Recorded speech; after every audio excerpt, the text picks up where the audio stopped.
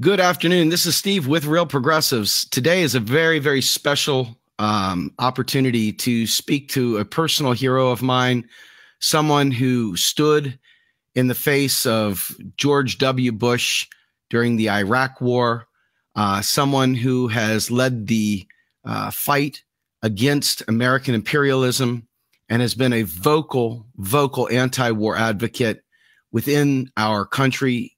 I'd like to welcome to the show someone I'm extremely happy to bring on in Cindy Sheehan. Welcome to Real Progressive, Cindy.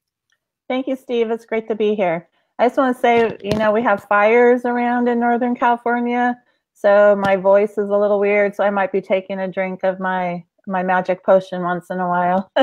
So forgiven, for real. Okay. So I know most people have heard of you, Cindy, and most people have probably been exposed to your story. But for those who haven't, could you just sort of let us know?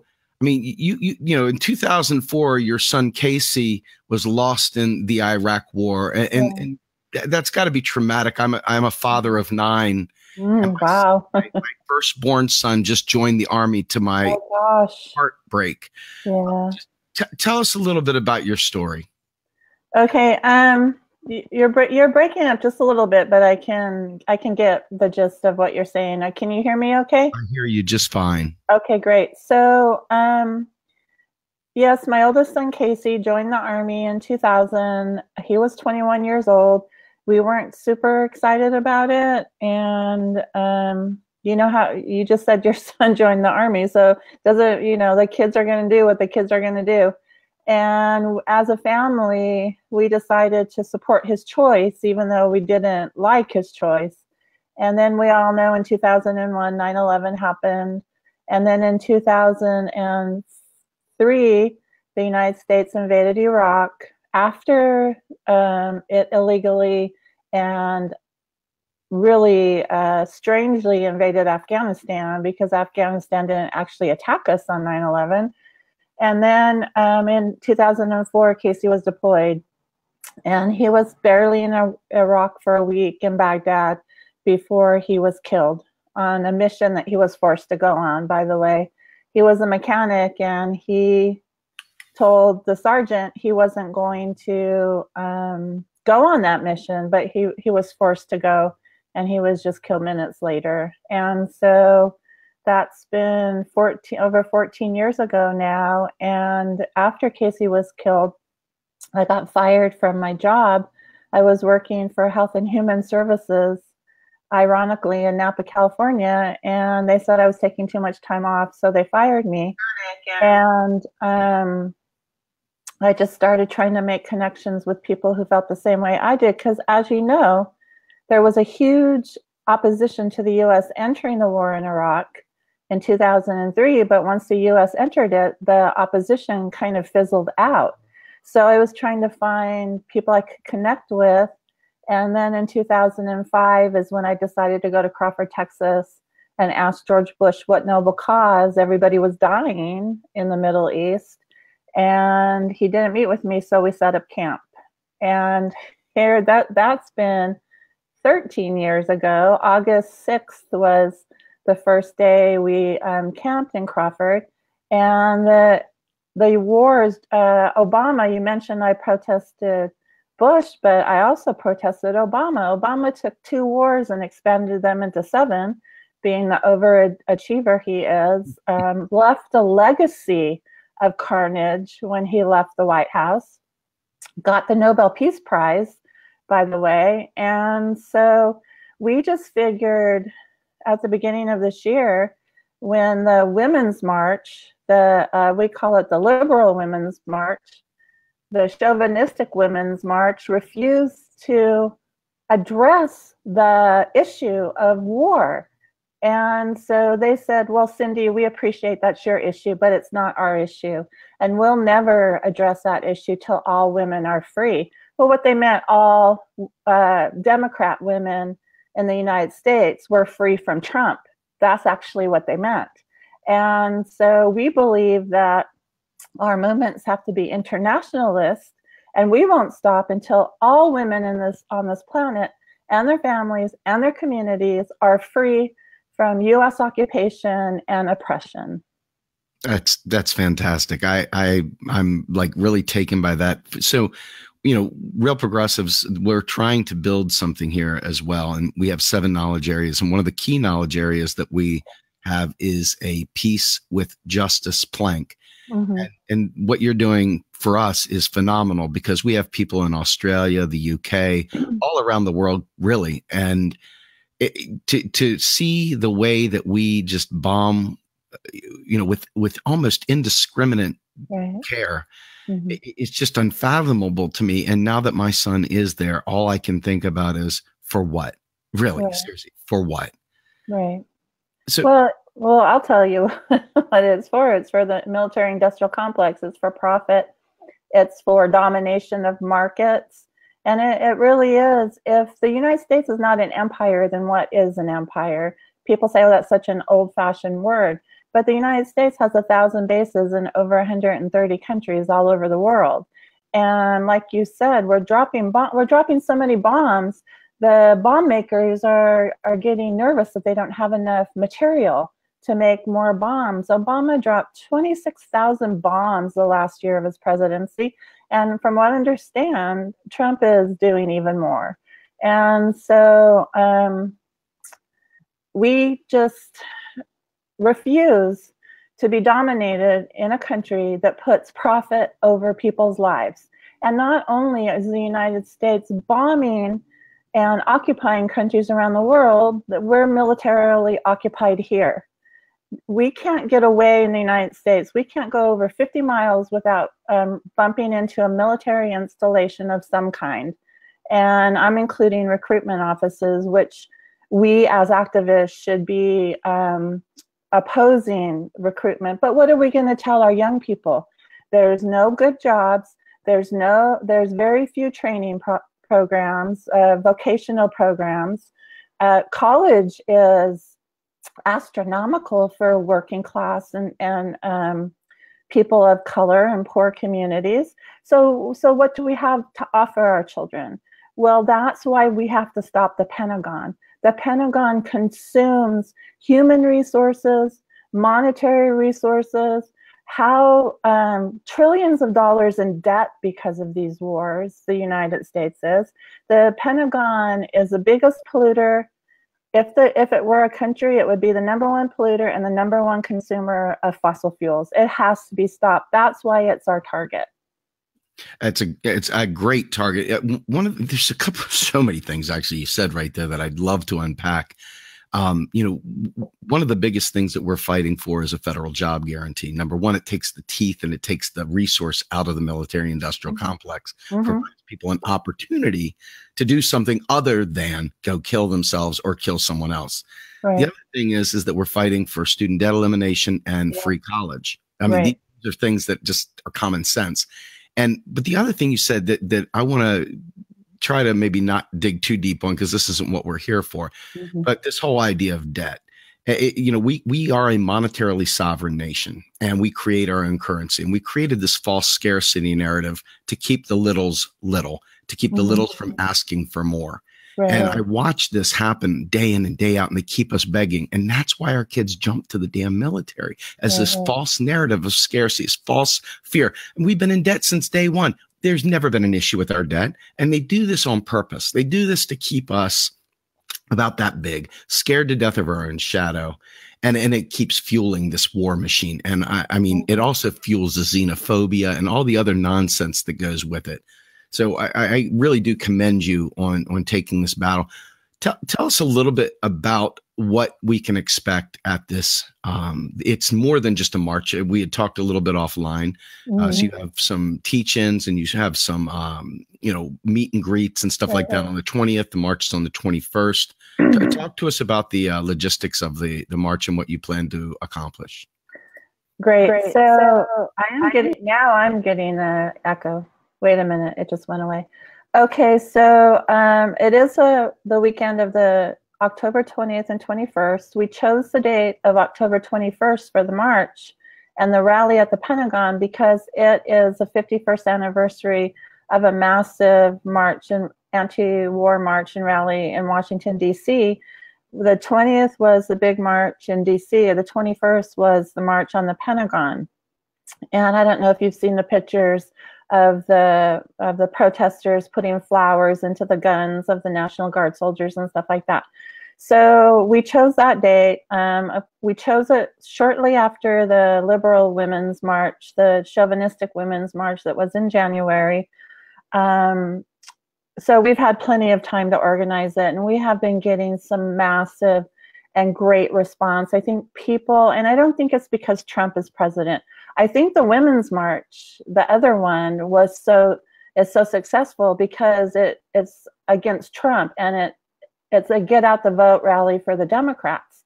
But I think people are ready to recognize that it's both parties that are the problem. We call ourselves a nonpartisan march against the bipartisan war machine. And so the 20th, we have several workshops, and one of them is on a basic course in women's self-defense. And we have this young group. Somebody just came on with a chat and it distracted me. I'm gonna try not to get distracted by that. And so there's this young group in Chicago called Fury, Feminine Uprising to Resist Inequality and Exploitation. And one of their main focuses or foci is on self-defense. So they're going to teach us a basic self-defense class, which we think is great, especially since we're going up against a violent war machine. Not that we're going to go there fighting, but self-defense is a human right. Okay. And so then we're going to have some workshops on civil resistance, how to do it peacefully. And again, people signing up for our movement, because this is just the kickoff to our anti-imperialist movement, where we hope you and other organizations will be involved in going forward from October 21st. October 21st, we're having a march and then a rally at the Pentagon. And we're inviting groups that have co-sponsored us to take the stage. We have some wonderful musicians who have signed up. Warren Zevon's daughter, Ariel Zevon, is going to sing for us. The Raging Grannies, which I'm a granny now, but Raging can't even describe me. So I've gone way, way, way beyond Raging. And so anyway, it's very exciting, and we've gotten a really, really good response to it. And I want to say one thing: we do have men speaking, we do have men involved. The leadership is women, because we think that women are most detrimentally affected by war, women and their families, and the war machine and their communities. But we also feel like it's time, it's time to have a movement that is against the system, not just against the Republican part of the system, because the entire system oppresses us.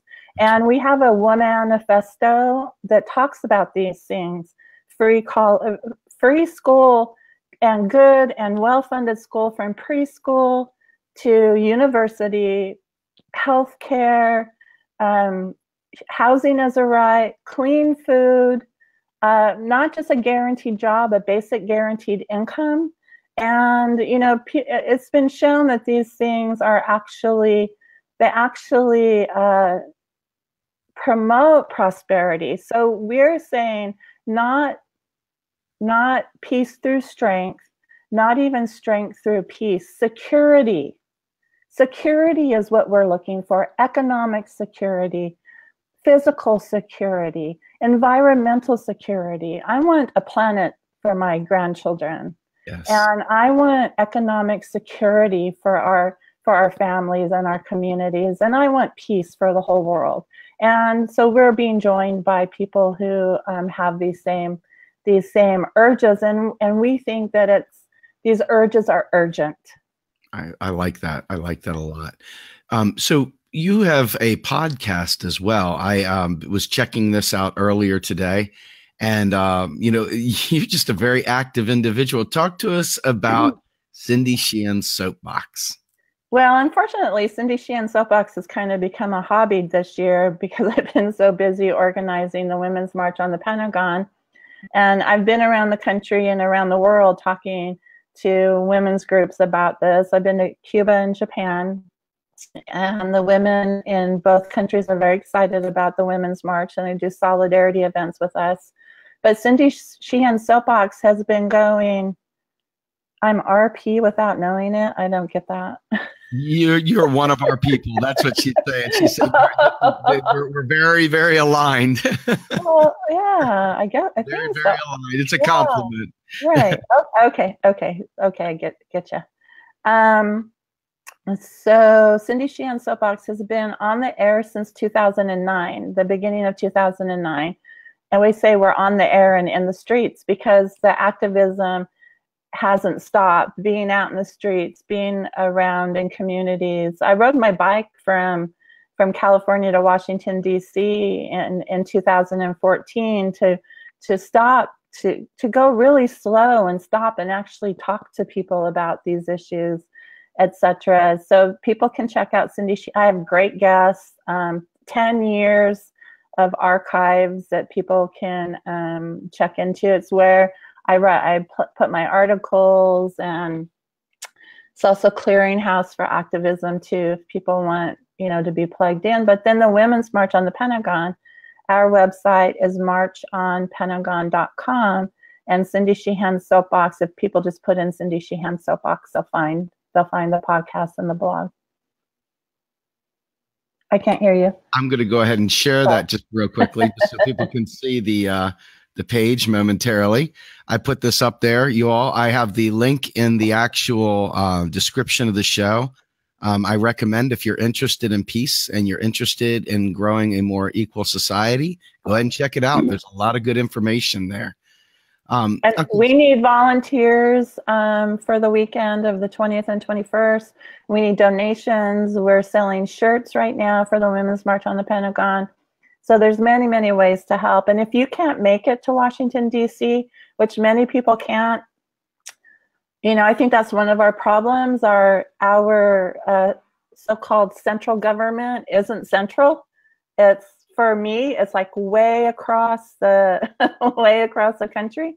So you can have a solidarity event in your own community with us, and I can guarantee you can find a military-industrial complex or a federal building or whatever or just go to the corner with your children and hold up signs. And what a way to raise your children in a household that honors peace over violence. And talk about bullying. One of our slogans is "Gun control begins at the Pentagon." We have a society that is steeped in violence from the top down.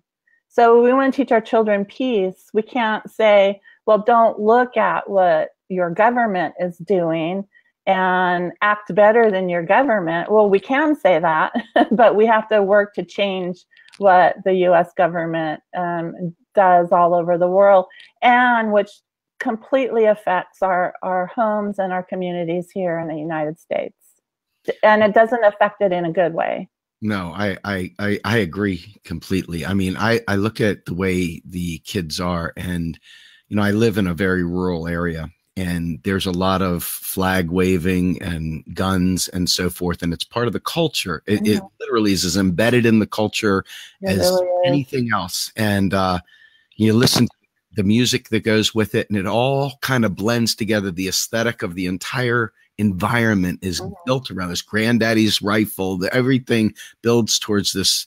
And there's a hallowed effect in their minds, but in reality, it's chilling that so much of it is based on this.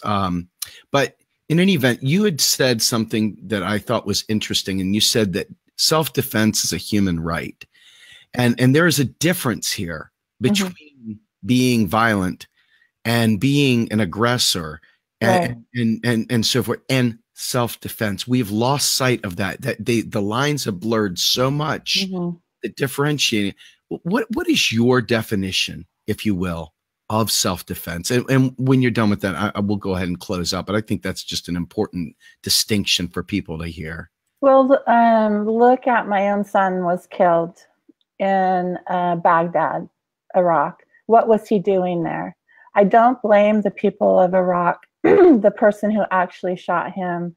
I don't blame them one tiny bit. They were defending their communities. They were defending their families.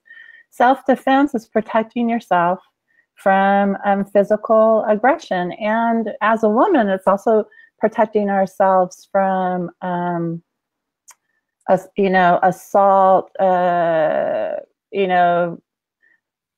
other oppressions that women have to face. And so anyway, it's just recognizing that we don't have to shrivel up in balls when we're being attacked. Just protecting ourselves, protecting the people we love, protecting our communities from harm. And we think that the Pentagon is harming every single person on this planet. And we have to be in solidarity with people around the world who are fighting against oppression, fighting against occupation. And I'm going to fight for my family and my community and for the future. And I just invite everybody to join us. That's fantastic. So on that note, I want to thank you so much. And I really do hope we can keep the lines of communication up. And I'd love to help in any way, shape, or form that we can. Yay, absolutely. It was great to meet you. Great to be on your show. Great to meet your community. They just have to know that I'm very I have a personality where I get distracted very easily. I always have like 1,000 tabs open on my computer, and I'm like, maybe I should just finish this one thing before I open 20 other tabs. So, Steve, it was great to meet you and great to be on your show. I had a great time. You as well. Thank you so much, Cindy. Everybody, Cindy Sheehan, have a great time. We'll see you soon.